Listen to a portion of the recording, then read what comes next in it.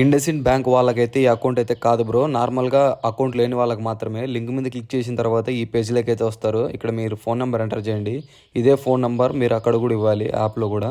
దాని తర్వాత మీ UPI ID ఫోన్పేలో చెక్ చేసి మరీ ఎంటర్ చేయండి. మీకు ఈ యూపీఐ ఐడికి ₹1 క్రెడిట్ అవుతూనే అకౌంట్ క్రియేట్ చేయండి, లేకపోతే అకౌంట్ క్రియేట్ చేయకండి. దాని తర్వాత సబ్మిట్ కొట్టండి. సబ్మిట్ కొట్టిన వెంటనే మీకు ప్లే స్టోర్లోకి అయితే వెళ్తుంది.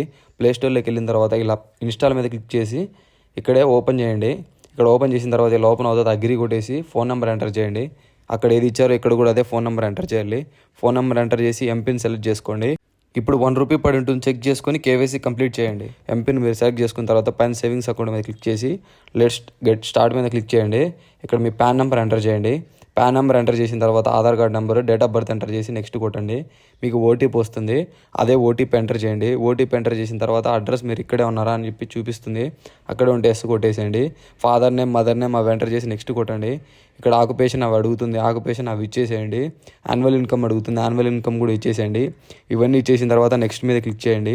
నెక్స్ట్ మీద క్లిక్ చేసిన తర్వాత మీకు నామినీ నేమ్ అడుగుతుంది, నామినీ నేమ్ ఇచ్చేసేయండి. అవన్నీ ఇచ్చేసిన తర్వాత ప్రొసీడ్ కొట్టండి.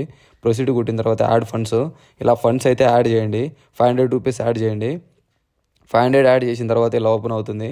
ఇలా ఓపెన్ అయిన తర్వాత నెక్స్ట్ ఇక్కడ వీడియో కేవైసీ వస్తుంది. సేమ్ ఇలా video KYC yes I'm ready మీద క్లిక్ చేయండి. ఒరిజినల్ పాన్ కార్డ్ అవి ఉండాలి. అవన్నీ పెట్టిన తర్వాత వీడియో కేవైసీ అయితే కంప్లీట్ అవుతుంది. ఇలా పాన్ కార్డ్ చూపించాలి. ఇలా వీడియో కేవైసీ కంప్లీట్ అయిన తర్వాత మీకు ఇలా డెబిట్ కార్డ్ వస్తుంది. ఈ డెబిట్ కార్డ్ని మీరు ఫోటో తీసుకోండి. సేమ్ మీరు ఫోన్పేకి యాడ్ చేసుకోండి. వెళ్ళి ఇండస్ఇండ్ బ్యాంక్ అని టైప్ చేసి డెబిట్ కార్డ్ యాడ్ చేసుకొని క్యాష్ ట్రాన్స్ఫర్ చేసుకోండి. ఆ 500 వేరే అకౌంట్కి ట్రాన్స్ఫర్ చేసుకోండి.